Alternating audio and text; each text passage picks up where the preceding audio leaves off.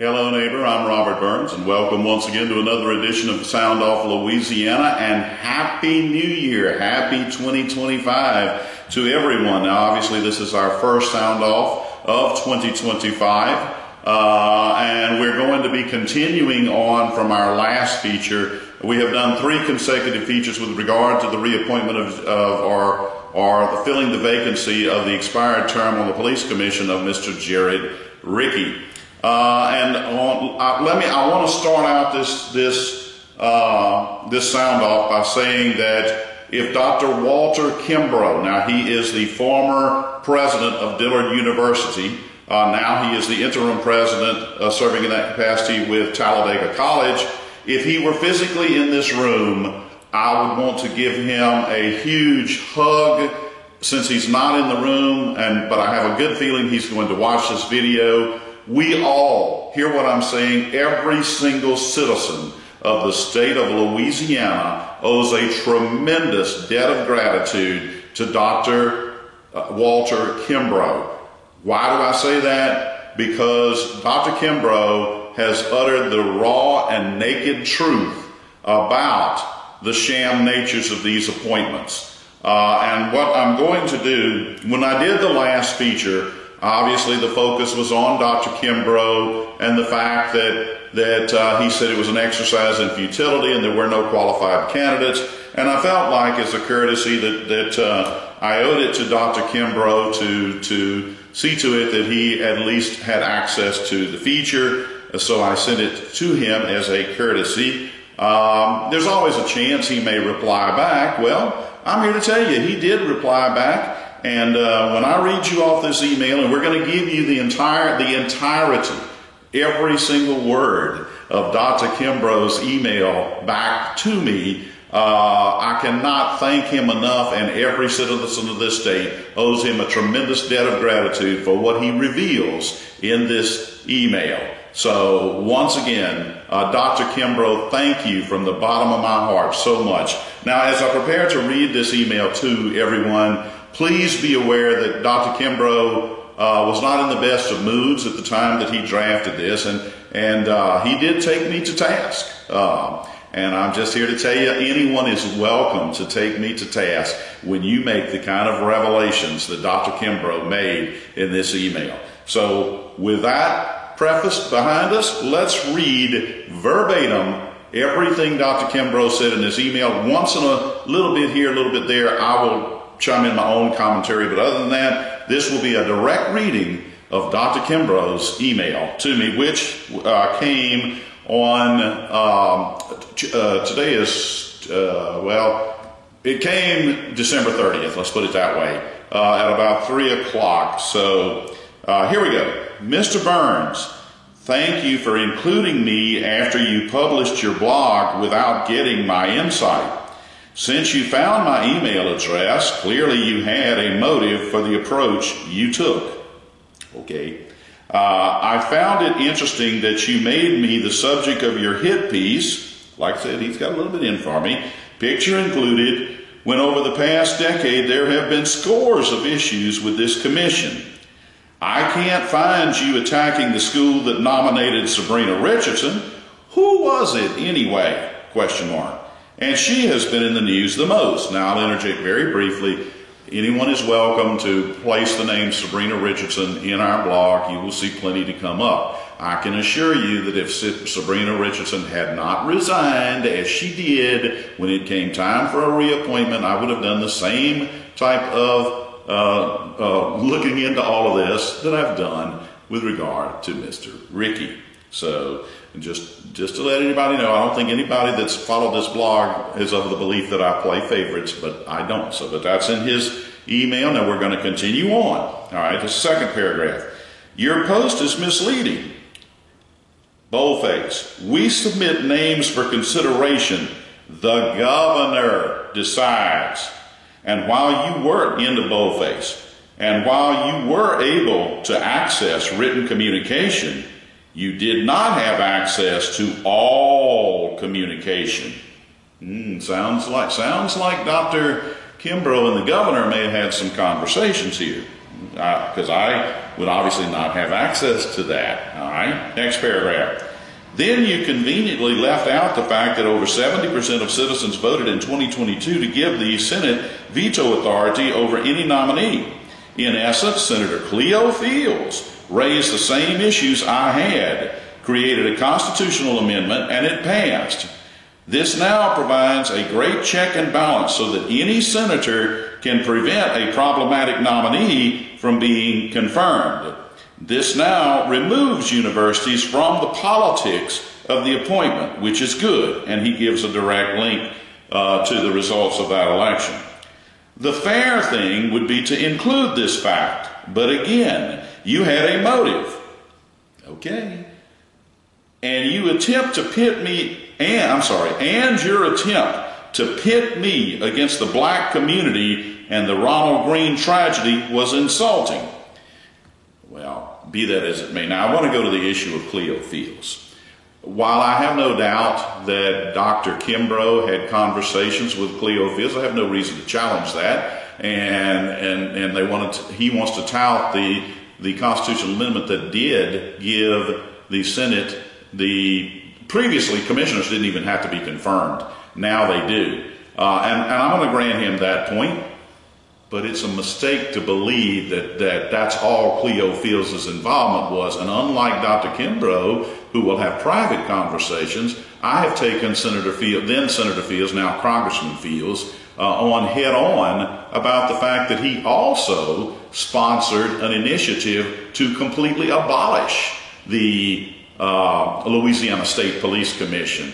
And like I said, unlike Dr. Kimbrough, I took him on in a very public forum, and then Senator Fields, now Congressman Fields, seemed to get a little bit of convenient amnesia over the ultimate fate of that initiative. So we're going to break away right now and let you see me confronting then Senator, now Congressman Cleo Fields, and ask him, why did you abandon this? Because quite frankly, I think it was a very good initiative and something that's long overdue. Let's break away. We'll be right back.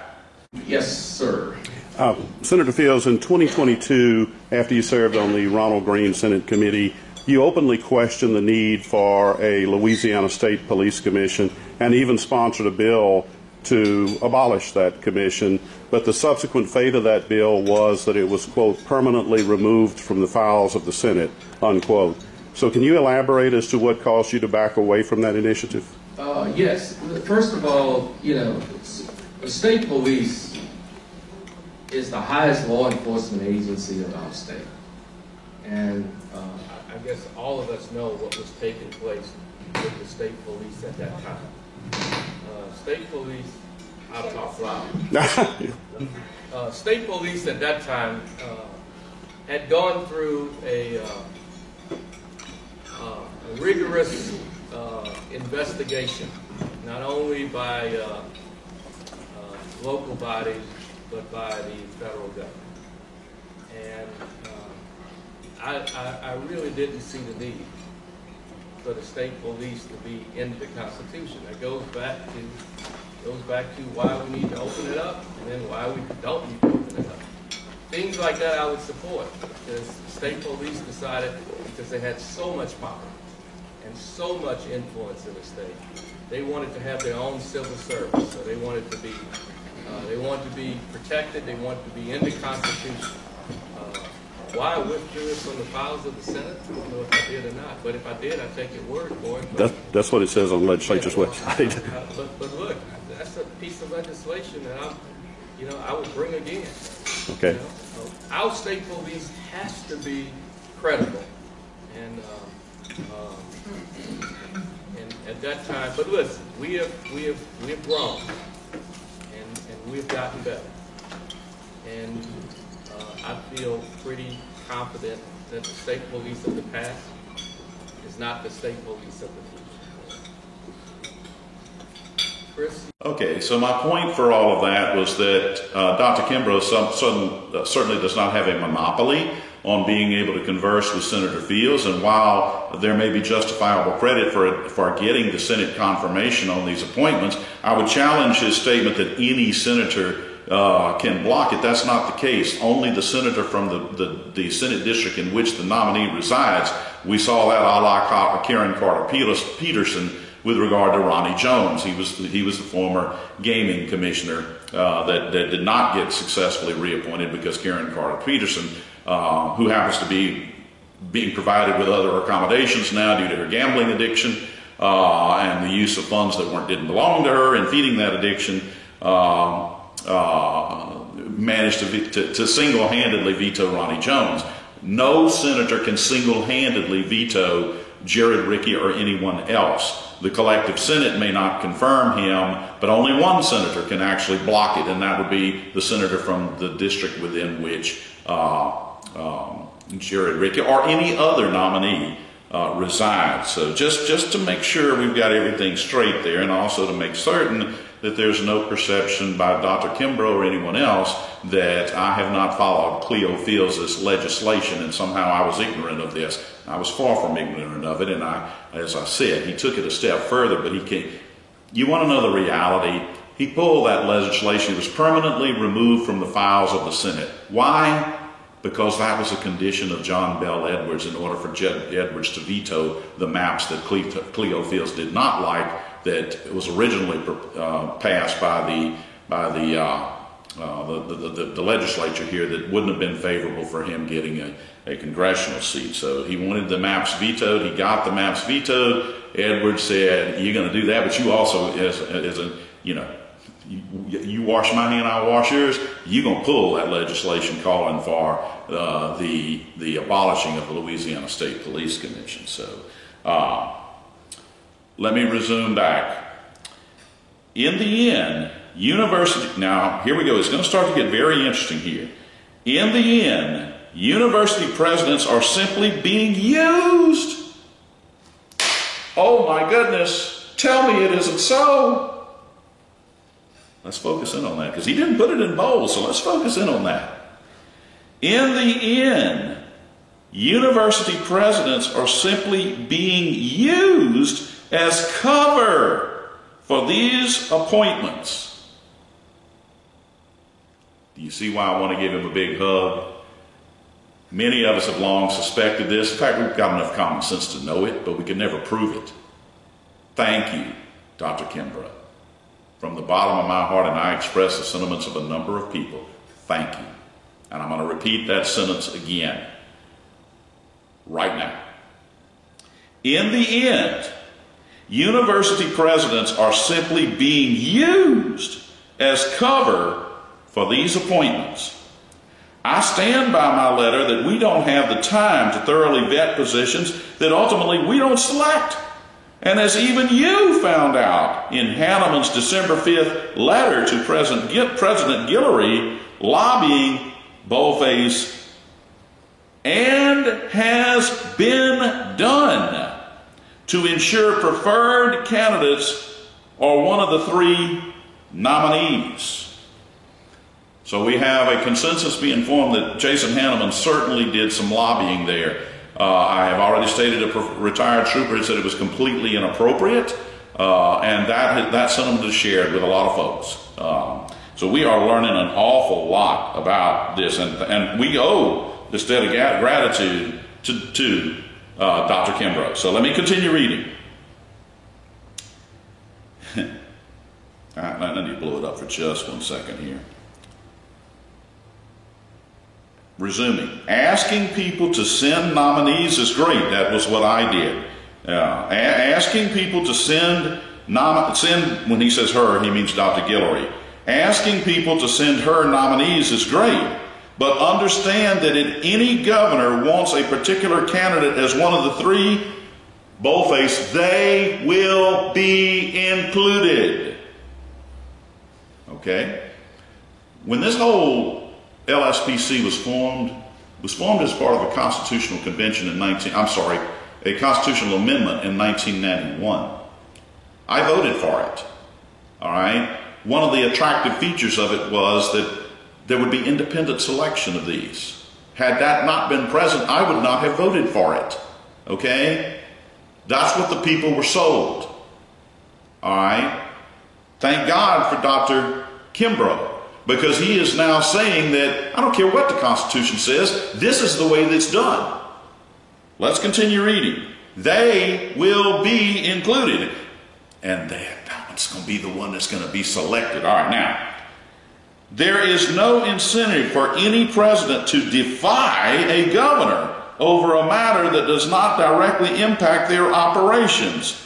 That's political suicide.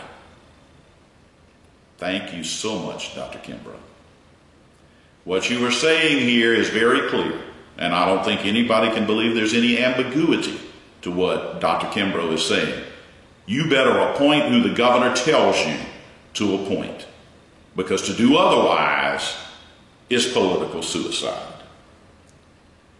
So again, tell me why anyone should waste time and energy to find nominees, especially if a governor has a preferred candidate and they're ultimately going to choose that one, whom they're actually ultimately going to choose. Forgive me for a little slight miswording on that. Don't attack the presidents. The process is broken. Thank you, Dr. Kimbrough. The 2022 amendment is a good step forward. I won't challenge that. I'll acknowledge that. But as I said, Senator Fields pulled the big gorilla, didn't he? And he didn't recall pulling it, nor did he have a really good explanation for why he pulled it. I know why he pulled it, okay? But I want to say just a couple of things. We'll wrap up this video. Number one, what you just gotten, the raw naked truth from Dr. Kimbrough, explains perfectly why Governor Edwards' office allegedly told Kathy Durbin to, quote, shut the F up. Why? Because we don't care what the Constitution says. We're going to do, the appointments will be who we say is going to be appointed. And all you're doing by having us send out these letters to these college presidents is adding a lot of extra work that is completely unnecessary, because we're going to get who we want. And he's confirmed that. The problem with that is that's not the way this constitutional amendment was sold to the people of Louisiana. And like I said, I would not have voted for it as I did vote for it were it not for that provision. Okay? And when Governor Edwards was sworn into office, and I have a video of it, he's swearing to uphold the Constitution of Louisiana. And Dr. Kimbrough is saying that governor is saying, to hell with the Constitution. I'm going to put in who I say we're putting in. And don't think for a second that I believe that that's unique to John Bell Edwards. Because I don't. And I don't think you will either. It's just finally got the proof that this whole thing, this whole operation, this whole steps about university presidents making nominee is as fake as a worldwide wrestling match. It's a complete dog and pony show. It is fake and it is meaningless. And Dr. Kimbrough was gracious enough to confirm it, what we've all known for some time but couldn't prove. The second thing I'm going to say is, and this video is wrapped up, is that I want Dr. Guillory's list at the earliest possible time. And I have made that abundantly clear to the fine folks over at the Louisiana State Police Commission. Nevertheless, I received an email yesterday, which would be December 30th. I will tell y'all I'm filming this before the start of the new year. Today's New Year's Eve, but it'll be broadcast on New Year's. So I was told that they're unaware of any statute calling for a standing public records request, which means that if we don't have it in our possession, we're not giving you what you asked for at that time. Now, we're down to only a couple of days before the deadline of January the 4th.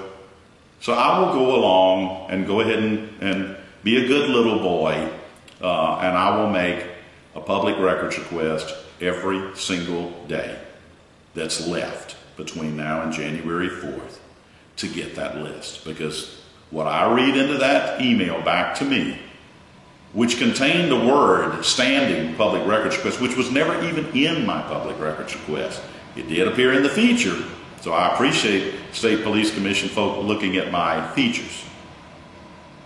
But the point I want to make is this contrasts better than anything I know of the difference between government and private industry.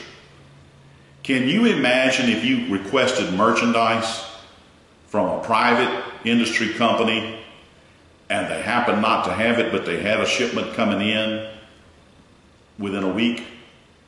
So there's no stat that we're not required to let you know when it's come in. Yeah, that's not going to happen with a private industry company. But we are paying these people, and I'm just going to tell you, I pay a lot in state income taxes. And we are paying these people to basically give us this kind of communication. You'll get it only if we have it at the time you make the request. And there's no statute that says otherwise. I will be a good little boy. But I will point out that if you tried to run a private company this way, you would fail and your doors would be closed. And I'll wrap up this video in saying that that's what needs to happen with the State Police Commission. It needs to be abolished. It is completely dysfunctional, as is, for the most part, LSP. That agency needs to be abolished. And Senator Fields had the right idea, but he didn't have the guts to follow through with it.